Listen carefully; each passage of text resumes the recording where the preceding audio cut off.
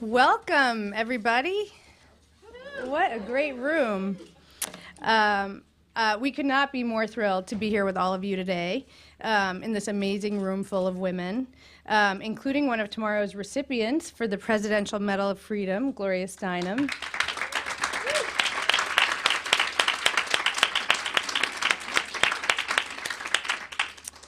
My name is Vivian Labaton, and I'm the co-chair with Pramila Jayapal of We Belong Together. Thank you. I could just say anything and you guys will clap. This is like, what better room to be in?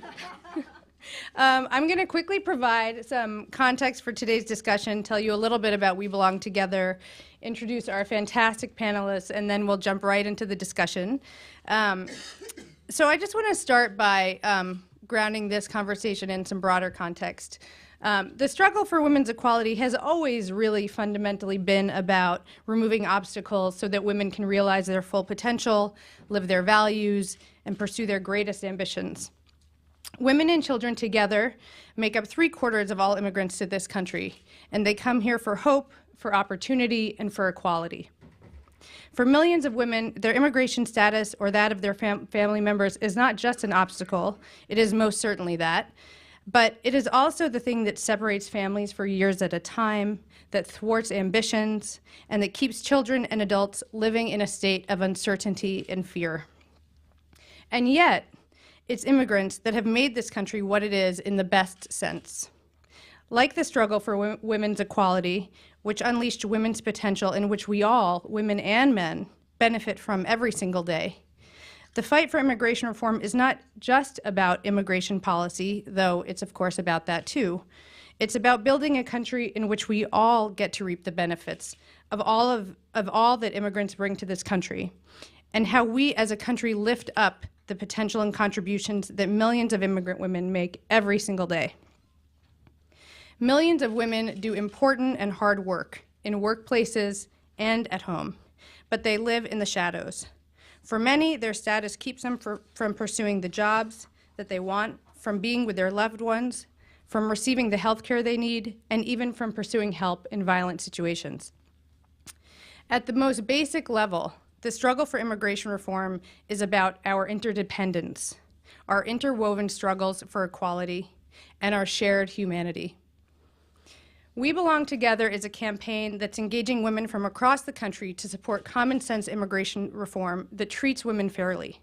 We work to highlight the unique experiences and contributions of immigrant women and to ensure that all women come together to push for immigration reform that recognizes and values the needs and contributions of immigrant women and their families.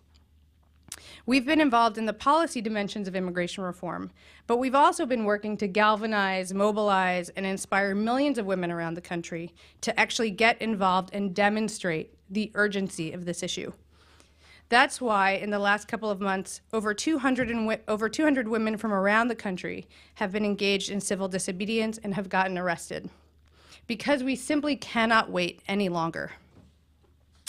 We Belong Together is working alongside many others in this room, and many not here in this room with us right now, to not only push for immigration reform, but to shine a light on all that immigrant women have contributed to our families, our communities, and our economy. And by trying to humanize a debate that can otherwise lead one to forget that we're talking not about visas and documentation and backlogs, but about real people, mothers, children, sisters, and friends. And so it's in that spirit that we're here today to talk about the physical and metaphorical journey that so many women have made and continue to make in search of equality and a better life for themselves and their families. So we could not have dreamed up a more wonderful group to have with us today. In addition to our fantastic panelists, who I'll introduce momentarily, we also have in the audience a number of women leaders who inspire us every day with their work. Women like Judith Brown Deannis of the Advancement Project,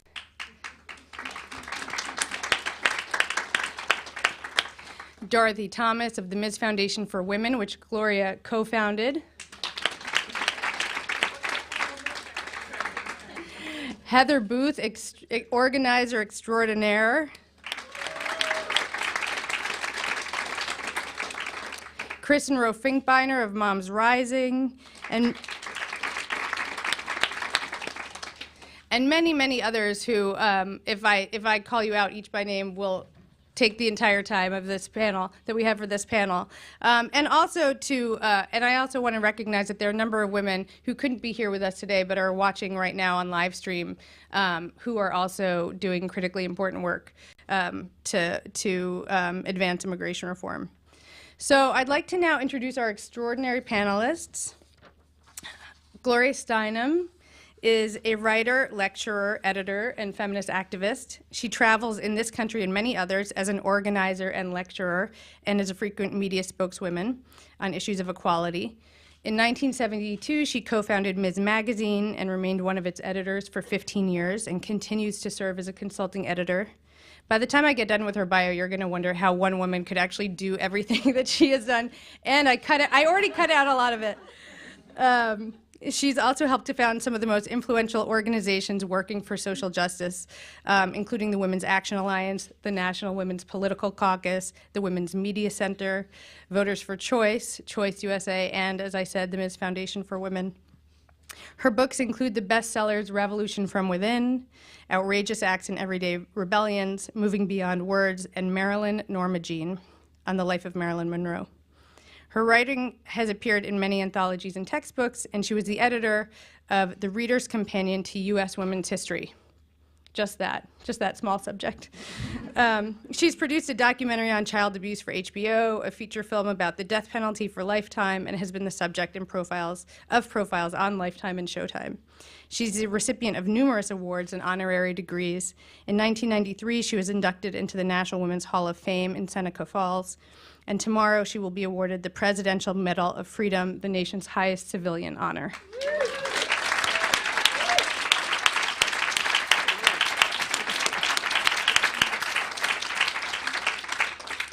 I should also say I had the privilege of working with Gloria for a number of years, and one of the things that we don't put in bios often, but say more about who a person really is than any of our professional accomplishments, is that she is one of the kindest and most generous and also funniest people that I've ever had the privilege of working with, as I'm sure you'll hear on this throughout the course of this discussion.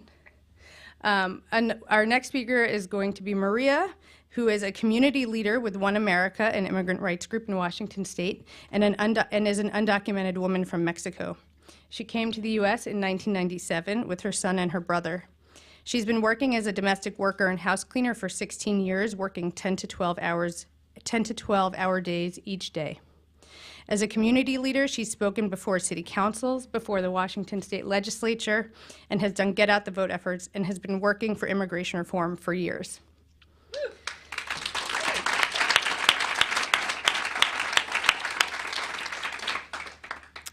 Barbara Young, an immigrant from Barbados, was a domestic worker for over 17 years and was instrumental in mobilizing her fellow domestic workers to win the Domestic Workers' Bill of Rights in New York. A huge accomplishment. As national organizer at the National Domestic Workers Alliance, she now uses her experiences with the Bill of Rights campaign to inspire and motivate domestic workers in other parts of the country to fight for similar protections. Prior to moving to the U.S., Barbara was active in the labor movement in Barbados. Pramila Jayapal is an activist, author, and speaker with over 20 years of experience in international and domestic social justice, with a focus on immigrants and people of color. She's co-chair of We Belong Together, I'm happy to say, and is also a distinguished Taconic Fellow at the Center for Community Change. Pramila is founder of One America, Washington State's largest immigrant rights organizing and advocacy group, where she served as executive director for almost 11 years. She's won numerous awards and recognitions for her work, and in 2013 was named as a White House Champion of Change. Pramila was born in India and came to the U.S. in 1982 to attend college.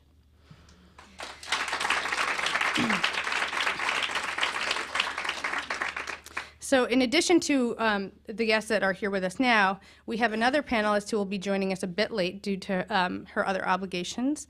The Honorable Senator Mazie Hirono, who represents the great state of Hawaii in the U.S. Senate, will be joining us partway through the panel. Upon her swearing in, Senator Hirono became Hawaii's first female senator, the country's first Asian American woman senator, and the first immigrant woman to ever serve in the U.S. Senate. Born in Japan, Senator Hirono was nearly 8 years old when her mother brought her and her brother to Hawaii. She served in the Hawaii House of Representatives from 1981 to 1994 before becoming Hawaii's lieutenant governor. In 2006, voters in Hawaii elected Senator Hirono to serve in the U.S. House, and she was elected to the Senate in November 2012 by a 25-point margin. Since then, she's worked closely with colleagues both on the Judiciary Committee and on the Senate floor to craft the immigration reform bill currently pending before Congress. She authored 11 amendments to that bill that were approved during the Judiciary Committee's markup, and also convinced her colleagues to include key protections for women and families during the committee's markup. Senator Hirono was appointed to sit on the Armed Services, Judiciary, and Veteran Affairs Committees, and she lives in Honolulu with her husband and mother. So, with that, let's jump into the discussion, because we have a lot to talk about. So I'd like to start. I'd like to start with you, Gloria. So, as I mentioned, tomorrow you'll be awarding the Presidential Medal of Freedom, which is the nation's highest civilian honor and is presented to individuals who've made especially meritorious contributions to the security or national interests of the United States, to world peace, or to cultural or other significant public or private endeavors. Upon learning the news of this award, you said the following: "I know this is a recognition of the countless women and men who've worked for a society in which we are linked, not ranked, and have always understood that the caste systems based on sex and race, class and sexuality can only be uprooted together."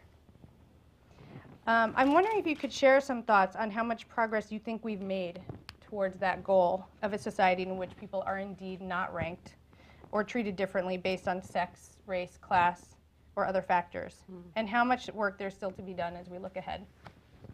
Just a little thing like that, right? Well, first of all, I want to say the medal itself, for those of us who are old enough to remember, is a sign of progress because it is the first major national medal that isn't related to military, right? It's a peaceful medal. It was invented by President Kennedy. Secondly, I can think of no president in history from whose hand I would be, and I think we all would be more honored to receive this medal for not only the change he himself represents, but also because he stands for and has stood with Planned Parenthood and many other organizations for reproductive freedom as a fundamental human right.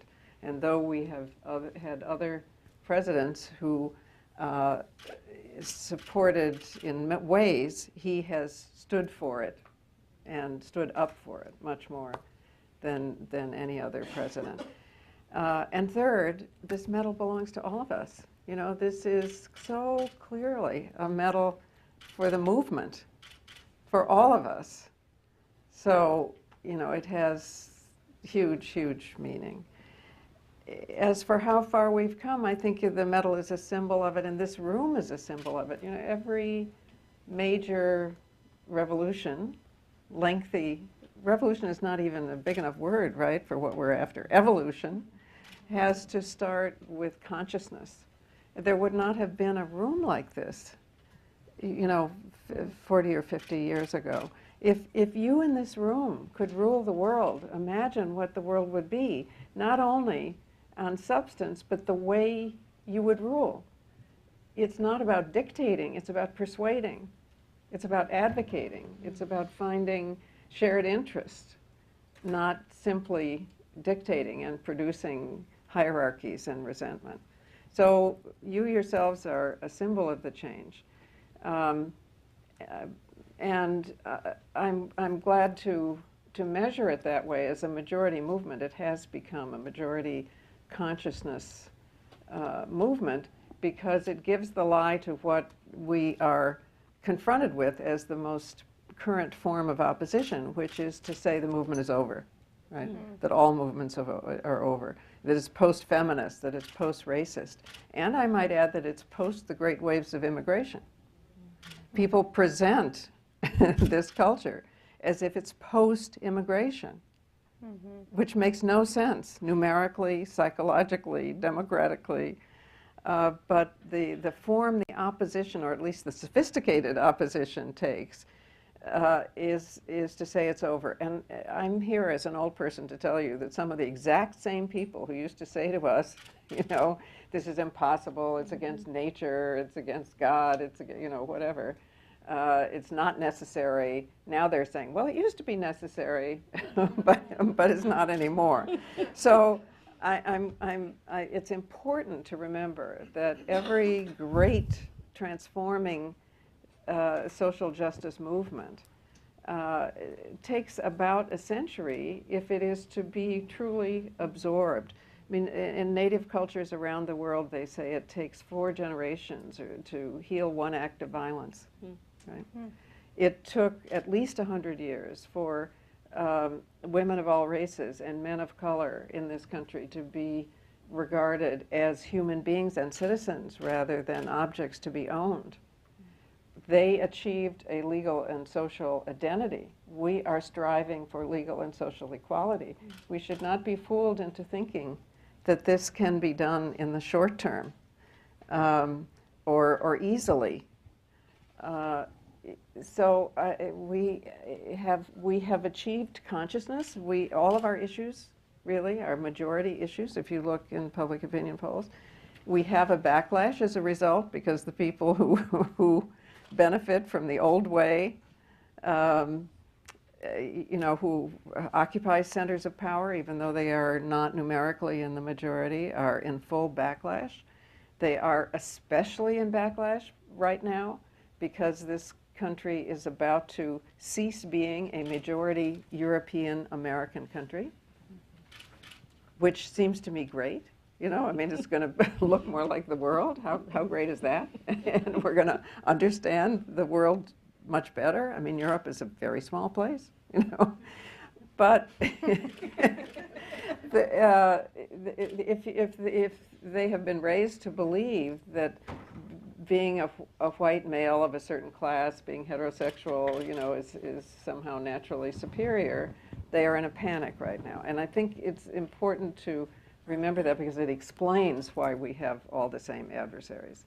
The same folks who are against contraception and safe and legal abortion and sex education in the schools are also against gay marriage, against immigration, against, you know, it's so important that we understand our adversaries and our causes are linked, not ranked, because otherwise we don't look for our natural allies and we don't act in our strongest coalition.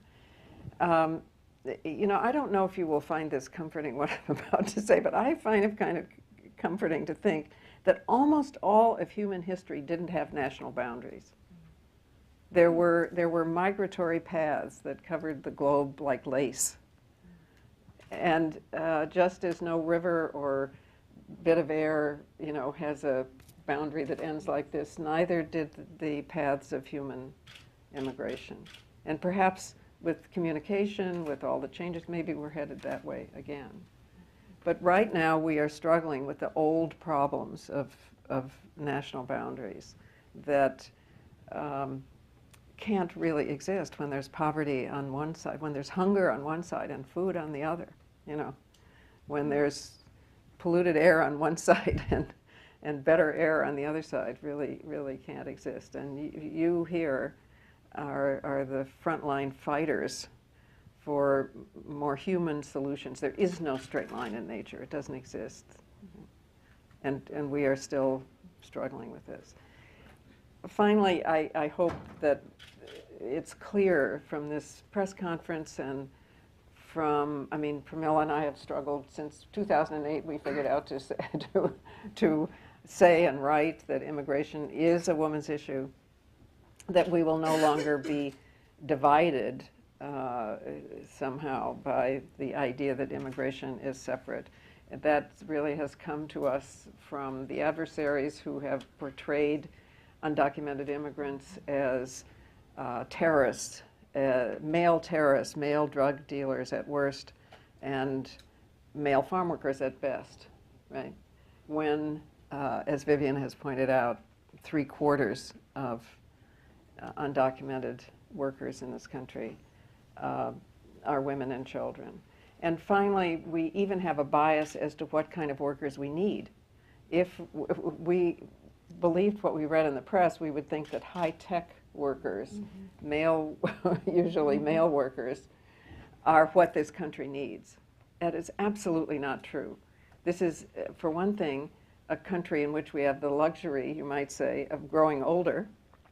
And that means that we need healthcare workers and household workers and all kinds of jobs associated with caregiving and caretaking. And those jobs are almost totally female jobs. We need female immigrant workers way more than we need hopefully one day household work will be done equally by men. I'm not saying it's permanent, that we, but for the moment,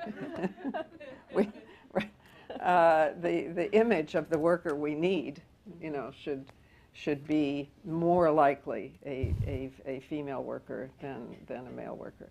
So I'm grateful to all of you in this room. And I'm grateful to my panelists here. I'm talking about it, but you are doing it. You are doing it. Thank you, thank you, thank you.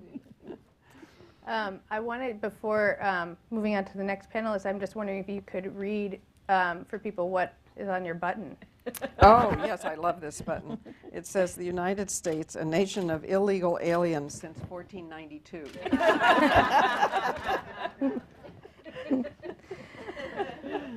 So I want to turn to Maria.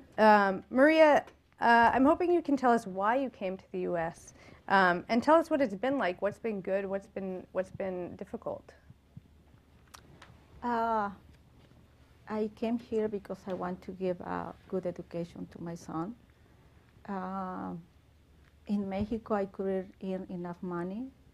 That's why I decided to come here. As a single mother with a young child, it's hard. That's why I decided to come here. And but it was a very difficult choice because it was to come here, work as much as I can, and send money to my country for my son's education, or back to Mexico and don't have good education. That's why I come here. It was a very difficult decision, but I made it. I choose to stay here with my son. Believe me, living with my son is very hard. I miss my son every single day. But the first time that I crossed the border, it was in 2004. I brought my son with me. At that time, one of my friends asked me to bring her daughter. I don't want to take that responsibility, but I'm also a mother, and I know what is the meaning being separated from my child, and I agreed to do it. We start walking from 8 p.m. We walk all and run, walk and run all through the desert until 6 p.m. next day. It's almost 22 hours with no water, no food. I know it was very hard, but at that time I thought I lost my son and I started panic. But finally we made it, and I don't think I can do it again. That's why I decided to stay here, work, send money to afford my son's education and help a little bit my parents in Mexico. I clean houses, as Vivian mentioned, and I'm very proud of the work that I do. I can make possible for another woman and man to go out and work outside, and they don't worry about who is going to clean their houses. I'm very lucky because all my clients, they treat me like part of the family. If they're home, I feel safe. But I don't know if another women who clean houses, they have the same story like me. Maybe they feel sad, or maybe they are harassment with the owners of the houses. I don't know. I'm worried that immigration reform would include all these women who work and they paid by cash, and they don't have a paycheck to approve they are been working here. That's why I'm very glad here with Gloria to make sure the Senate bill include all these women. And in the case the immigration reform happen, they will be included in this immigration reform. I'm always scared. You cannot believe that when I see a police car, my heart jumps. The same thing when I go to request for a service, and they start asking me about my Social Security. I just leave the place because I'm afraid to tell them that I don't have it. I don't know if they're gonna bring the ICE or send something. I'm afraid. That's why I decide to start doing something. Don't feel more afraid. I think that people doesn't think to immigration reform is about women. It's about women. Most of the time, I know many people out there who, especially women, who are involved in violence, even in their own homes or in a workplace, and they are scared to request for help just because we don't have Social Security. We think we are not able to report all these things. It's unfair for every single woman to feel that kind of fears. I have lived in America for 16 years, and I'll pay all my taxes. And I want to back to Mexico one day, and hopefully I got my papers. I know if I will be with my papers, my life will be very different than now. I start speaking out because One America gave me the strength to do it, because I was tired to being quiet, doing anything. I was tired to leave my fears overtaking me. That's why I want to inspire another people to speak out, to say enough is enough. We need to do something to stop the violence, to stop scare our children, because mom and dad, they don't are at home and they gonna take care for another person who is a stranger.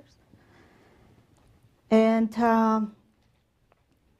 as a mother, I think every single mother will do all these things, take care of our kids. I don't know if you think like that. Yep. Hear, hear.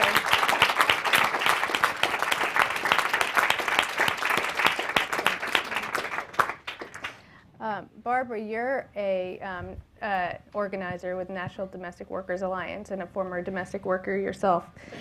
Maria touched on this a little bit, but I'm wondering if you could share with us what you've seen from your own perspective and from those that you work with doing your organizing work about how domestic workers, many of whom are immigrants, are impacted by immigration reform. Being a former domestic worker, I worked as a domestic worker for 17 years. And the industry is not perfect. There is a lot wrong with the domestic work industry. The National Alliance just did a research project on the industry, and 75% of workers that work as domestics are immigrant. And half of those domestic workers are undocumented. And there is so much wrong, because if you're working as a domestic and you're undocumented, you're being asked to do work that other workers would refuse. You're working longer hours, you're working for lower pay, and there's many abuse. Let me tell you, first, let me tell you a story of one of our workers in California, which is one of our affiliates at the National Alliance. This lady, Maria, she came forward with her story. She was brought to the U.S. from Mexico to work as a live-in caregiver for elderly women. And on arriving in the U.S., the lady's son, who was managing the care for his mother, he took a passport. And like all other domestic workers, she went through a series of abuses. She worked long hours, she was always on call, she slept on the floor, and worst of all, because she was undocumented, he threatened her if she complained that he would call the immigration department for her. And she worked in fear until a year and a half she stayed with him. And then she escaped from that situation that she was in. And speaking about immigration, she worked now for 8 different families, cleaning houses. And because she doesn't have a contract and there's no documentation, one of the things that she's fearful of is that if the immigration law passes, she wouldn't be able to prove her work history. And so this bothers a lot of domestic workers, and it kind of bothered me too, because I know that the Senate immigration law, they were given the hope that you could get an affidavit to prove work history, but for what the House is going to do is up in the air, and we're not sure. And if this don't allow to continue, if they don't go for the affidavit, a lot of domestic workers, a lot of low-wage workers who can't prove that they're working is going to be left out of this. And it's happened to the last efforts on immigration. It happened to domestic workers before. And they're kind of fearful that if it happened again, that it's going to harm a lot of domestic workers. And the domestic work industry, the care industry, as Gloria mentioned, is growing because people are living longer. And the need for care workers is going to escalate. And so the workers who are here in the country needs to be able to get immigration reform. And this is something that we need it now. If you look at what's going on here, the domestic workers, the people in the home, are the people who are allowing professionals to continue in their profession because they're taking care of the home and the children while professionals go out to work. Yes. Well, Ai-Jin Poo, who is the executive director of the National Domestic Workers Alliance, which I should note is one of the co-anchor organizations that we belong together with the National Asian Pacific American Women's Forum, Miriam Young, the executive director, is here with us today, has a great saying that domestic work is the work that makes all other work possible. I want to get to the big looming question about what the House is going to do later on in this discussion, but first I want to turn to Pramila. So you are both an immigrant woman yourself and a longtime immigrant rights activist. I'm wondering if you could share with us some examples of what it means to approach immigration reform as a women's issue, or with a gender lens, and how that analysis changes or expands, which issues receive attention within the immigration debate. Yes, and first I just want to say thank you as the co-chair with Vivian of the campaign to everybody in this room, because really it's been incredible to be able to work with all of your organizations and make the links that Gloria has been talking about to really bring all of us together to really bring the gender lens to immigration reform. That wasn't the case before. And having worked in the immigrant rights movement from sort of a broad perspective of why we need immigration reform for everybody, for the whole country, when Gloria and I started talking about immigration as a women's issue, which I think was back in 2007 or 2008, but it took us a while to put our thoughts on paper. So, hi, Senator Hirono. Hello. How are you? So glad to join you. Sorry to sort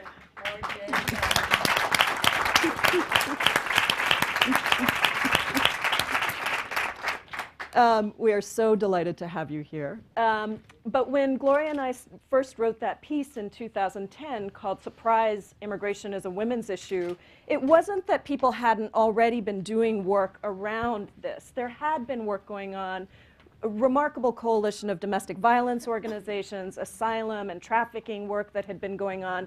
But we hadn't yet done, and I'll say we in the immigrant rights movement certainly, we had been a little bit lazy about bringing the frame and the gender analysis to the issue. And I think we in the women's movement also had this incredible opportunity to really look at what it means to bring a real gender lens to an issue that people don't think of as a women's issue. Because I think that there are obstacles to, and I think we'll probably talk about this, but obstacles to people thinking about it as a women's issue. Long-held resistance, a desire from the mainstream media to portray things in the way that Gloria talked about, the scary man crossing the border versus the woman, not just as victim, because you heard Maria's story, and the organizing work that I've done for the last 12 years has been so inspirational, because it's not just about challenges. It is about challenges, but it is also about courage. It is also about resilience. It's about the human ability to do what you need to do day after day in spite of tremendous fear, in spite of obstacles that are put up. I think that's what's been inspiring about the women's movement, about Gloria's work over the years, about the things that we've managed to move through. It's been that we bring our best selves. And that is what immigration reform, when we think about the fact that 3/4 of all immigrants to the United States are women and children, that's the opportunity we have, is to tell a very different story about our contributions as women, about the discrimination that is actually built in systemically into our immigration policy as it exists, and about the opportunity to build a much better country together with the courage and the resilience and the contributions of immigrant women. Senator Hirono, first, welcome. Thank you for joining us. In anticipation of your arrival, I have already introduced you in absentia, and you got an applause without even being here.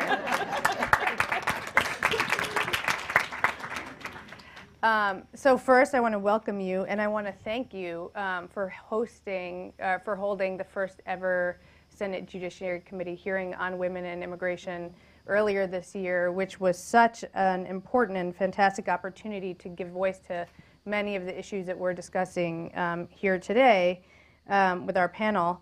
And We Belong Together was really honored to work with you on that hearing. You're the only immigrant senator in the U.S. Senate. And I'm wondering if you can share a bit with us about your personal story as an immigrant, and also how that's informed your approach as a policymaker to immigration reform. First of all, I want to thank Gloria Steinem and Betty Friedan. The two of you were change makers in my life when I was trying to figure out how I could make a contribution. And Gloria, you've been doing this and working for justice and fighting for women's equality, as have the rest of you, for a long, long time. So I'm really honored to be here with all of you. I came here as a young girl, but my mother, who had the tremendous courage to bring me to a new country so that her children could have a better life, showed me that one person can make a difference. And you can imagine when we're all doing it together what a difference we can make.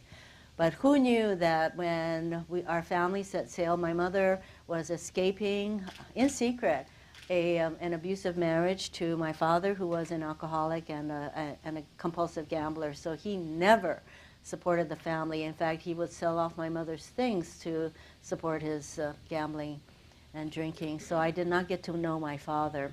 My mother was very courageous, and before she was even 30 years old, she determined that she would escape the entire country. It wasn't enough to just put a couple of 100 miles.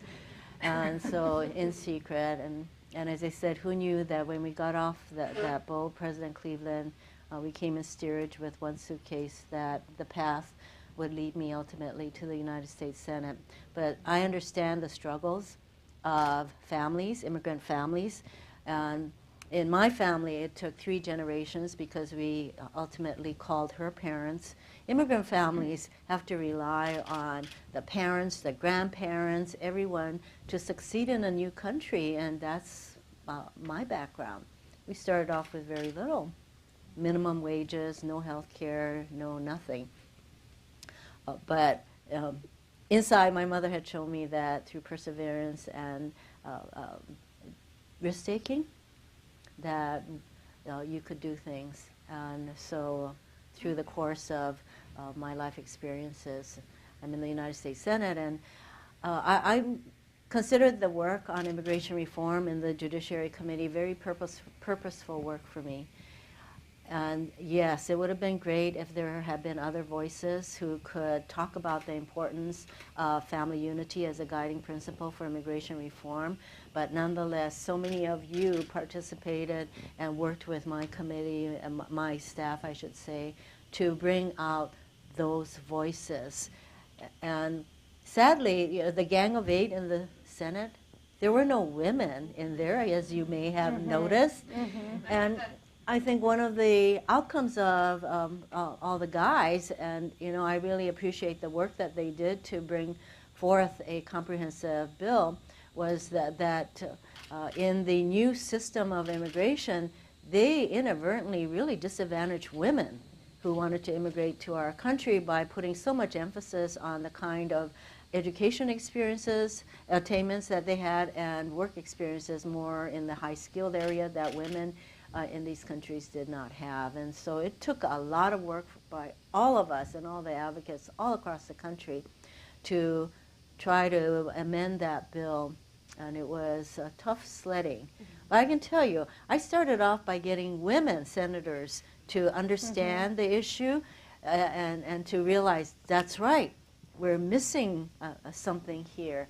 And so I ultimately got 13 of the women out of the 20 female senators to support my bill. And I remember Chuck Schumer, who was very involved in all this, and he helped in a lot of ways, definitely. But he said to me as we were nearing the voting on the floor on this bill, and I was trying to get support for what was called the Hirono Women's Amendment, he says, Maisie, why didn't you come and talk to me? Why did I have to read about your amendment in the Washington Post? And I said, Chuck, I think you can understand why it was important for me to go to the women senators and garner their support, because the Gang of 8 didn't think of this, and I thought if I didn't really bring it to the fore and have enough of a critical mass of women senators understanding the importance of it, that perhaps it would not have gotten the attention that we would have needed to get it passed. So, the work continues. We are facing the stalling of immigration reform in the House.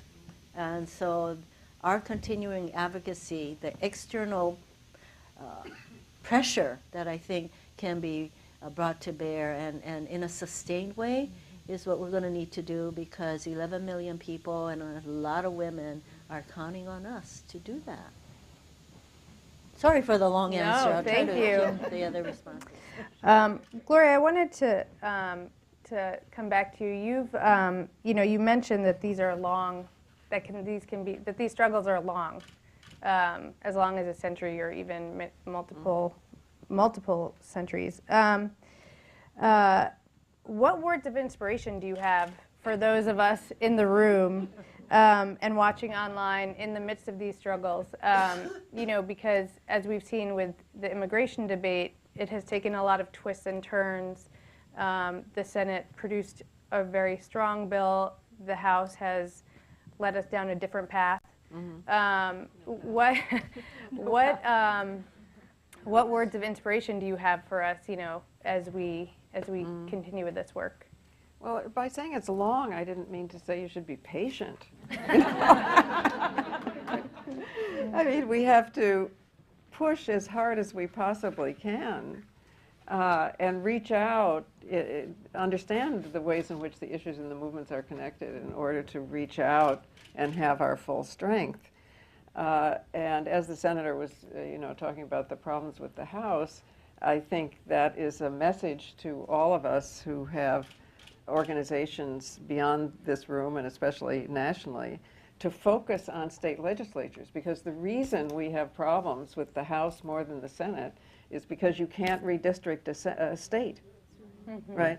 So some of the ultra right-wing groups that control various, and I would say the majority, not all, but the majority of state legislatures to some degree, because that's where insurance is regulated, if it's regulated at all. That's where money is taken away from higher education, so kids graduate in debt and prisons are built instead, to the profit of people who build them and then who run them and so on. I mean, there's so many interests running many state legislatures because they're economic interests. And then they redistrict so it becomes almost permanent. And that's why we're having so much more problem with the House than with the Senate. So we have to pay attention to that, because the truth is that most American voters don't know who their state legislators are.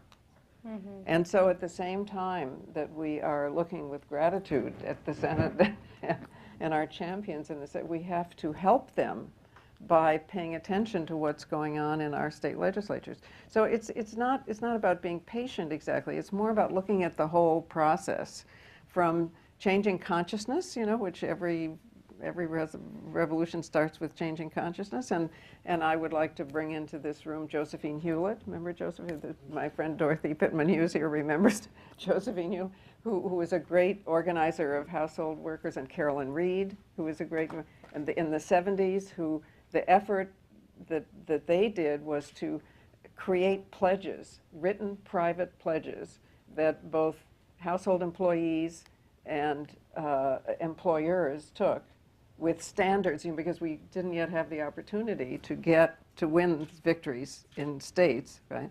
So, and we could continue to do this in places where we need to sign private pledges. We can organize ourselves as a way of getting reality to change, and also pressuring for legislative change. So the length of it is not patience, it's process. Does that make sense? And understanding in a deep way that change doesn't come from the top down, it comes from the bottom up. I think part of the way that we are kept passive is to think that change starts up there, just totally wrong. It's like a tree, excuse me, And even if you got change at the top and it was only on paper and nobody used it, it wouldn't help. It's changing consciousness along the way. So it's long, but it's fun. Cheers to that. So Senator Hirono, I wanted to ask you one last question before we open it up to the audience for Q&A. So, of course, the big question on everyone's minds is what is the path forward for immigration reform? I know you work in the Senate, and we're talking about the other chamber.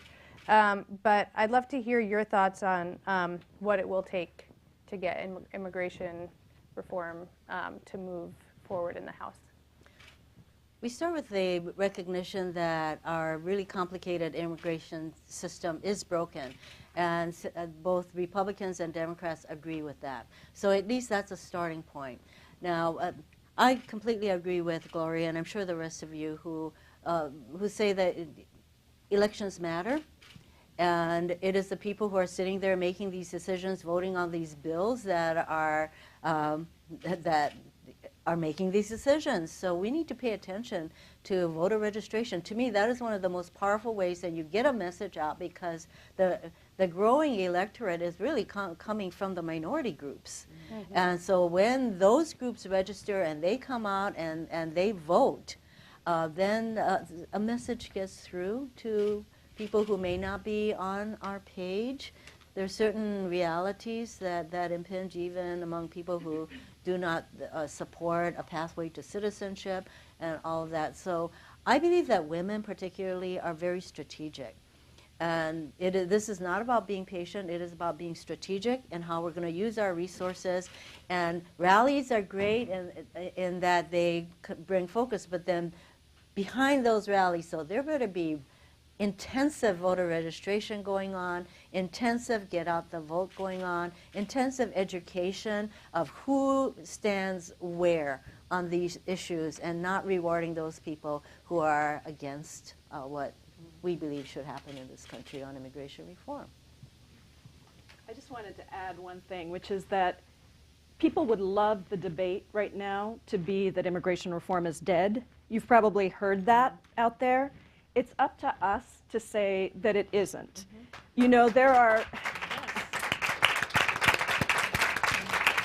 are countless numbers of bills, from the Sensenbrenner bill to the Patriot Act, that were passed in very, very few days. This can still happen. And it is, if it doesn't happen, we need to make it very clear that it's not because there's not enough time, it's because there's not enough will. Yes. And the people that block this in the House from moving forward have to be ready to take those consequences at the polls, but also as they look at the human faces of people like Maria, of the millions of women across the country, and the millions of children, because there's going to be a lot of children in D.C. over the next 2 weeks. We've got our Wish for the Holidays campaign. 5,000 children are writing letters about what immigration reform means to them, and why, if we block immigration reform, we are voting against women and we're voting against kids. So I think that's up to us in this room to really keep pushing that message, because when I look at, and you know, it's been so incredible to have Gloria in this journey with us, and to think about what you're getting acknowledged for tomorrow, Gloria, and all the ways in which the women's movement has been built. What is incredible to me is that part of success comes when we refuse to accept what's handed to us. Mm-hmm. We have to refuse to accept what's handed to us. And so I guess my plug is for people to refuse that message that's out there, which is that immigration reform is done, and then to really push right now, while we have a few legislative days left, and think about the fasters who are out on the Hill, think about the kids across the country, think about Maria and all the domestic workers across the country, think about all the families that Senator Hirono's been fighting for, who have been in the legal immigration system but unable to also be reunited with their families. And let's make the end of the year about Thanksgiving, about holidays, about actually pushing for something that is within our power to achieve. A great Christmas present. A great Christmas present. Whether you celebrate Christmas or not. So I want to open it up to questions from the audience. And before I start, I know that we've had some other folks join us, and I just wanted to give a few shout outs to some of our key allies who are here. So I wanted to note Michelle Brenet, who's head of the Women's Refugee Commission, which has been a key partner for us. Kate, Saida, and Janice from the Women's Media Center, yet another organization that Gloria co-founded, which has lifted a number of voices of women speaking out on this issue. And Sayu Bajwani, who runs the New American Leaders Project, which is doing such great work to get more immigrant leaders in the pipeline in the way that Senator Hirono was talking about. So thank you all for joining us. So let's open it up for discussion. If you wouldn't mind just sharing your name and your organization and your question, that would be great. My name is Rita Haker, and I'm the state president of the Texas State Teacher Association, and I am a member of the National Education Association also, NEA. And I came from Austin, Texas, to see you and hear you today, and I'm so honored to even be in your presence. As I got on the airplane yesterday from my home, I spoke to my 71-year-old mother, who started telling me stories about you. And, and so it was pretty enlightening to hear her version of what was going on in the 60s and the 70s. But as you know, Texas, this is a big issue for us in our state. And we have almost 7 million people now that keep coming into our state every year. We grow and grow every year. Most of our schools are overwhelmed with immigrant students from all over the world, not just from Mexico. And so as you talked about elections that matter, we actually have 2 women who are running for state office. Senator Wendy Davis from Arlington is running for governor of Texas, as well as from San Antonio, Senator Leticia Van Pute from San Antonio will be running as her running mate for lieutenant governor. So we are having our own immigration rally in Austin, so you all are invited to come on December 6th. And we will rally and march to our senator's office, Ted Cruz, and tell him he is voting on the wrong side of this issue. So I'm going to print all those little Santa notes and leave them at his door. For my teachers, who are 85% women and 90% women, that teach in our schools every day, our students, and see the parents of our students that are immigrant students.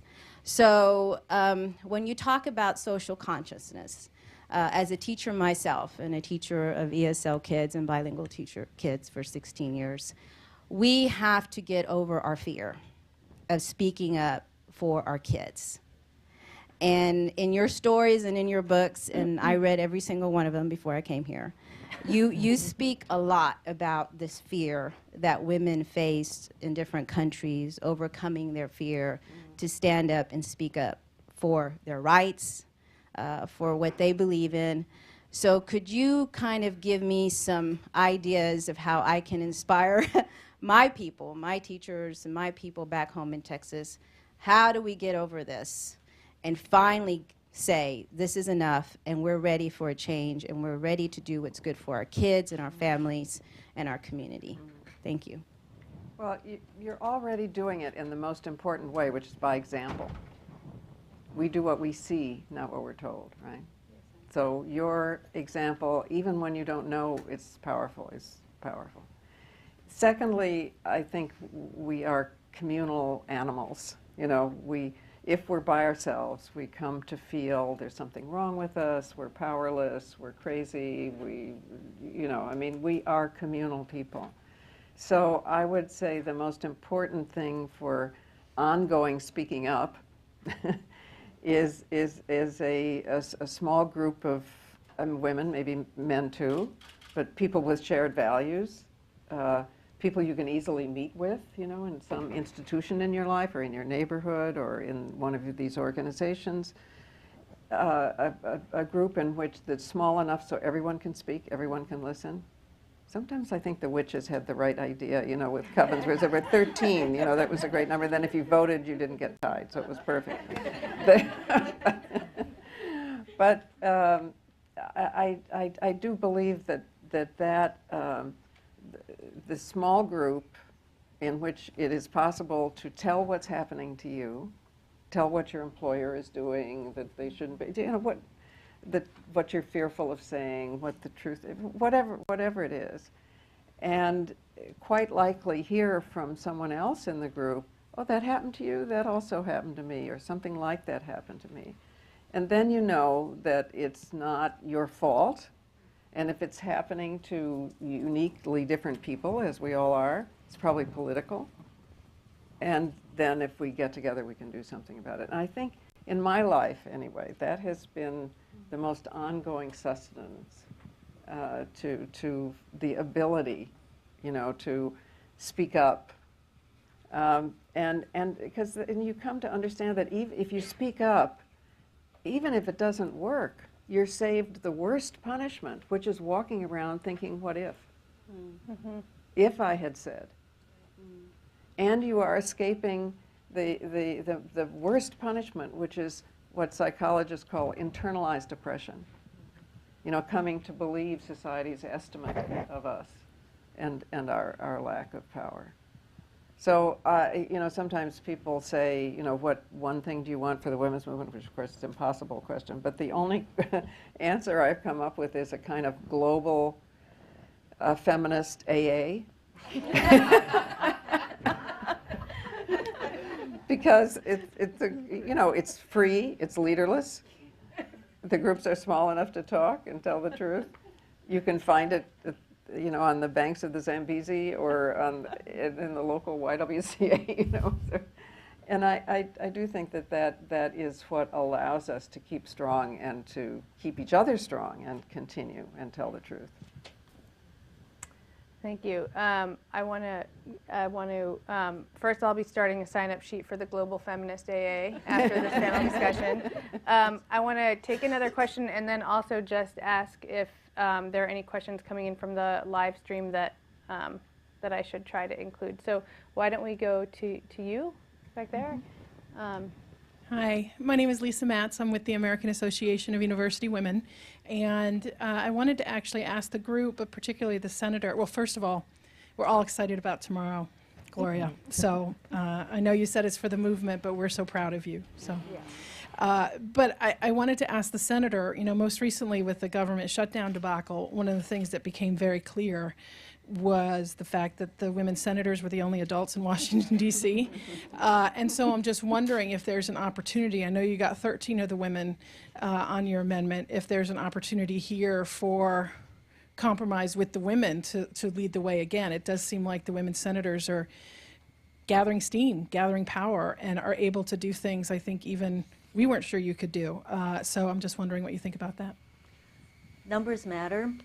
And the fact that we have 20 women senators, 16 Democrats, and 4 Republicans, it matters. On committees such as the Armed Services Committee, for example, we have more women on that committee than in the history of our country. So the issue of sexual assault in the military comes to the fore, and I'm really glad that as we're dealing with the National Defense Bill this week, that issue is going to be one of the most debated and has been for a long time. So women coming together matters.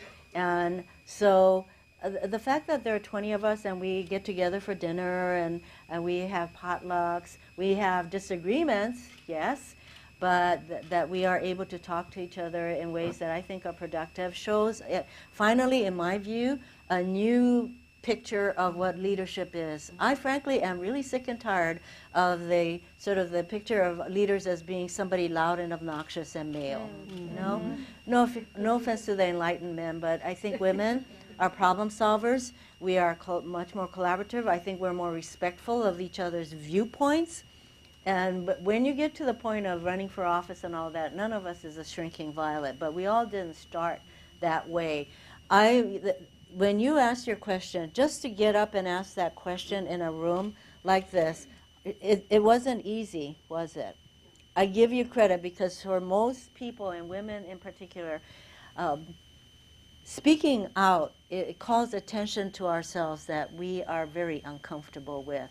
But the more you do it, the more, and especially if you take responsibility, obviously you're a leader. If you were to take responsibility for convening, say, a group of other educators, and you may be fearful, you don't want to do it, you've never done it, all of that, but you just say, I'm going to do it, and liberating. And it doesn't necessarily get easier.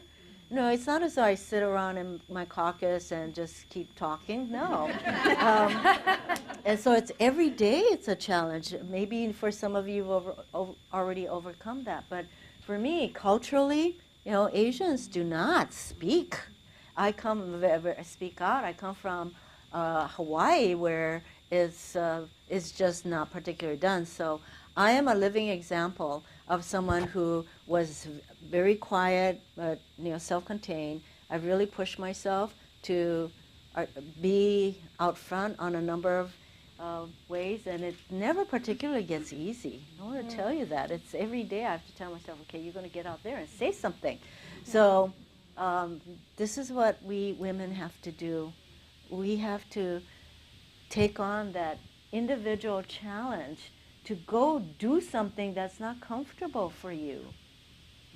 And to say, I'm going to get a group of people together and we're going to do something. So I don't know if that responds to your question, but we just have to keep plugging away, because what's the alternative? Is giving up, and we don't do that. I think I should tape record that and listen to that every morning before I get ready for work. Any other questions? I don't know if there's any. I want to make sure I'm seeing. Maybe while people are thinking about their questions, I will use the moderator's privilege to ask one more question of Gloria, which is that, as we've heard throughout this panel from Barbara and Maria and Pramila, so many of the issues that the women's movement has fought for decades, whether it's economic independence or valuing women's work or protections from violence and abuse, are present within this immigration debate, and yet few people think of immigration reform as a women's issue, or many people don't. And I'm wondering, I know that you've always recognized the intersections of various issues and identities, but I'm wondering why you think it is that immigration hasn't, is not commonly perceived as a women's issue, and what we can do to change that. Well, I don't know if this is useful because it's very personal, but how it changed for me was that I am writing, and as Vivian knows, has been writing for a very long time anyway, a book about being on the road, right, as an organizer. All right. Part of the reason I wanted to write this book is because the on-the-road image, the Kerouac kind of out there motorcycle image, is a totally masculine image, right? So I thought, well, where are the women writing on-the-road books? So I thought, and then I started to read and do a little research, and I discovered that from the DNA and following the female part of the DNA, it turns out that historically, globally, it's women who are on the road, because most systems are patrilineal. And what that means is that women travel to their husband's household, although it used to be in the 95% of human history, it was more likely to be matrilineal, and the men came in to the household, right? But it has for what passes for history that we study, which is really very short. It has been women who have been on the road and women who have been immigrants. And if you look at the world, you see who are the refugee populations, who are the people who are displaced by conflict, this, it is so much more female than male. That we have to get it out there, and in every way, every kind of illustration is how we change consciousness, actually. But it is an image problem, and it does depend, as you point out, on speaking up and speaking out. And also it is an oppression problem, because when you are an oppressed group, you get an adjective. There are people, but there are black people. There are people, but there are female people. It's even true of geographically. I grew up in Toledo. No, East Toledo was the wrong side of Toledo. It had an adjective. Okay, everything that is inferior requires an adjective. And we have to seize the noun. And the way you seize the noun is, in the beginning, by redefining it. We need buttons, we need T-shirts, we need, you know, the Women's Media Center is training spokespeople who get out there and say, you know, immigration is a women's issue. It's mostly women and kids. And so it's all about changing consciousness, which this room is such an example of. Absolutely. You know, put it on the web, make it little, those little mottos underneath your signature on your email. What are they called? A meme. A meme? Okay. Put, you know, immigration is a women's, or better yet, not just that it's a women's issue, because it sounds kind of maybe too do good. What do you think? Maybe we should say immigrants are 75% women and children, so it has some substance. Okay, so let's take that and just that sentence and put it absolutely everywhere. Everyone can tweet that out when you go home. So I think we have time for one last question, and in my desire to continue to give shout outs to this amazing room full of people, I wanted to welcome Janet Murguia from the National Council of La Raza, who has been an amazing leader for immigration reform, among many other issues. Also, Jessica Ahrens from Reproductive Health Technologies Project, which is a fantastic organization. There will be a reception afterwards, so you guys can, you know, as Gloria would like to say, use that as an organizing opportunity and seek each other out. So I want to take the last question from Heather Booth. What better person to give the final words to? Oh, thank you so much, and thank you for moderating this extraordinary panel. And thank you really to everyone on the panel, from Maria and Barbara and Pramila and the Senator, and to our wonderful Gloria. And I feel you really are our Gloria, because you have both built our movements, plural, multiple, and in so many ways we are part of your legacy in trying to carry on in our own times. Oh, wait a minute, Heather. This is the organizer of all time. You've made me what I am today. I hope you're satisfied.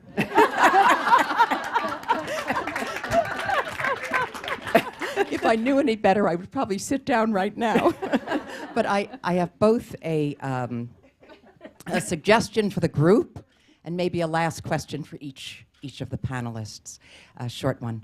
For the suggestions for the group is, right now, you know, we are in the middle of this extraordinary struggle on immigration reform. So many of you here are making this possible, from Janet Murguia and just so many of you here.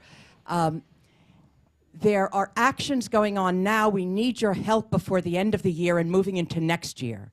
There is a website, www.immigrationnow.org, and it lists all sorts of things you can do, from a children's march and writing the letters, to pilgrimages, to actions in the various districts. There are 33 targeted districts around the country that particularly matter, but all of them matter.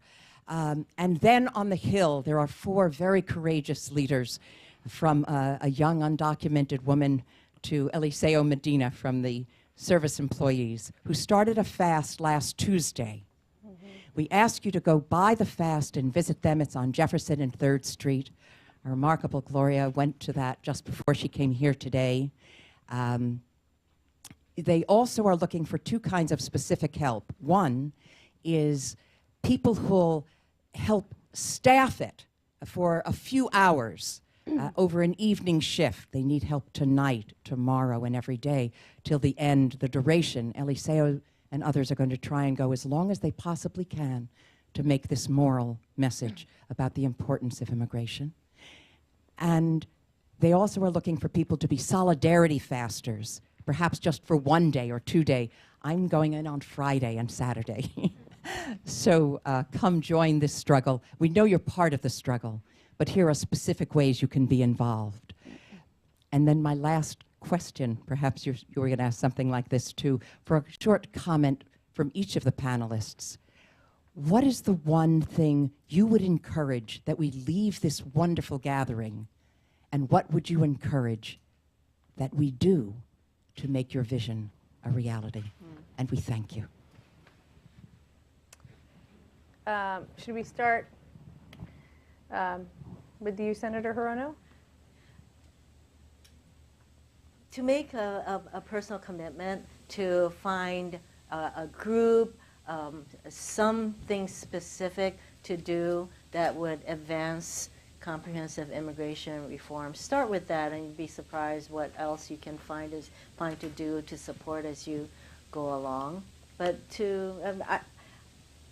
I take it that this is a room full of already committed people. So maybe you're already doing gazillions of things. Keep doing it. Reach out to each other, because it matters when on my amendment, for example, that so many groups, including the Catholic Church, by the way, here's an issue on which there's just a diversity of support that you can bring together. So, you know what? I stand before you, and I want to continue to sit before you, yes, to work with all of you, because we've got a long ways to go. I know that. Thank you. Thank you. Before I answer your question, I just wanted to recognize that we have Representative Lucille Roybal-Allard with us. And I just wanted to mention, because somebody asked about women, and I think with your leadership in the Senate, Senator Hirono, it's also inspired a commitment in the House that's being led by Representative Roybal-Allard to form a women's working group in the House on immigration reform. So she'll be joining us at the press conference right after this. But thank you for your leadership as well. I just happened to look over here and notice that you were here. And then I guess the answer for me is that you know, I'm an immigrant woman. I came here when I was 16 by myself. My parents took their last dollars and sent me here because they believed, like Maria believed, that this was the place that I could really do what they believed I was capable of. And I think that Dolores Huerta, who almost was going to be here and couldn't quite get the flight on time, reminds us that, you know, she came up with the phrase "si se puede." I mean, Dolores came up with that. Sometimes people credit it to Cesar Chavez, but it was Dolores' phrase. And I guess for us, the thing I would hope we would all take away is this idea that yes, we can. Yes, we can. We can. It doesn't mean it's going to be easy, and there are so many days when I wake up and think something's not possible. And then I remind myself that the only reason it wouldn't be possible is if we didn't actually work for it ourselves. And that's been true throughout the history. So I guess, si se puede. ¿Se puede? Maria. To me, is like we made today, speaking out. Because somebody out there is going to hear us. And somebody out there is going to have a little bit acknowledgement. We have voice, and we can do something. We can have enough encourage to inspire another to do the same thing. If I do it and you do it, and it's going to be growing, and then we can do it together. Like Pramila said, we can do it. We can do it together. Well, because all the good, positive things have already been said, which I 100% agree with, I will be atypical for me, who's like a hopeaholic. I'm a hopeaholic, okay. Say something sort of negative in the spirit of Florence Kennedy, which some of us here remember, which is kick ass and take names. Okay? So identify your member of Congress or your group, take a member of Congress who's voting wrong, or, you know, however you want to identify this person who's a problem. Look at their background, figure out their own immigration situation, find out what household workers they are employing, and are they, you know, actually conducting themselves in a humane and legal way. I mean, you know, pick out and distribute to each other and to other groups the people who are wrong on this issue. And try, I mean, first, if you think they're persuadable, by all means, persuade them in a positive way. That's always the first alternative. And if they're not persuadable, then explain their hypocrisy, their duplicity. Picket them personally in their house. Stand outside with your signs. Let everybody know that this is a bad person right here that is not representing the majority of his or her own district, and have a good time doing it. That's what I would say. I'm looking at our banner and thinking maybe instead of Women for Common Sense Immigration Reform, it should just read Kick Ass and Take Names. Barbara. I think of it, and I think of what Gloria was saying is simply grassroots organizing. For many years, we've been standing in the rain and in the snow and in the sun in front of people's homes who had commit some sort of abuse to their worker. Right. And I think that in a gathering like this, when you come and you hear so much information, it is the takeaway that matters. When you leave the room, you should leave with some desire to do something. And like you were saying, they are your representatives. They're the people that you put in Congress, that you put them there that they would carry out your wishes. And if they're not on your side, but then why are they there? And we got to remind them that there is an election cycle coming up. Where are they standing on these issues that affecting us as women, as immigrants? How are they going to vote on these issues? Because it really matters to us. And I think of the local churches, the local synagogues, the schools, the colleges. Get people together. You visit, you get people together, and you get people agitated about what is so wrong with this. And this is what I believe in, what you believe in. What are we going to do about it? And make noise. Mm-hmm. Yes, thank you.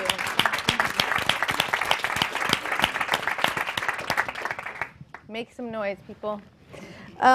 So can we just all give this a fantastic panel a round of applause?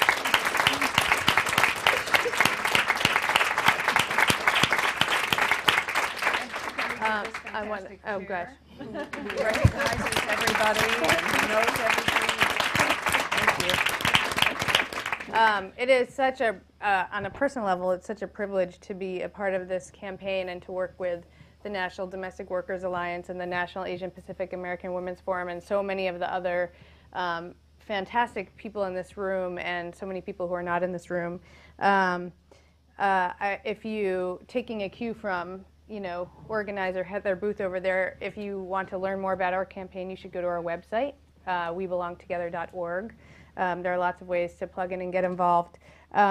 We will, as I said earlier, be having a reception right down the hall. I encourage all of you to go there to exchange business cards, to make noise, agitate, perhaps kick some ass. Not each other's.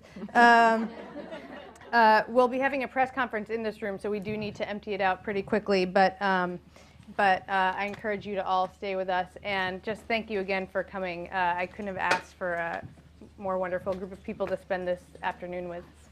Thank you.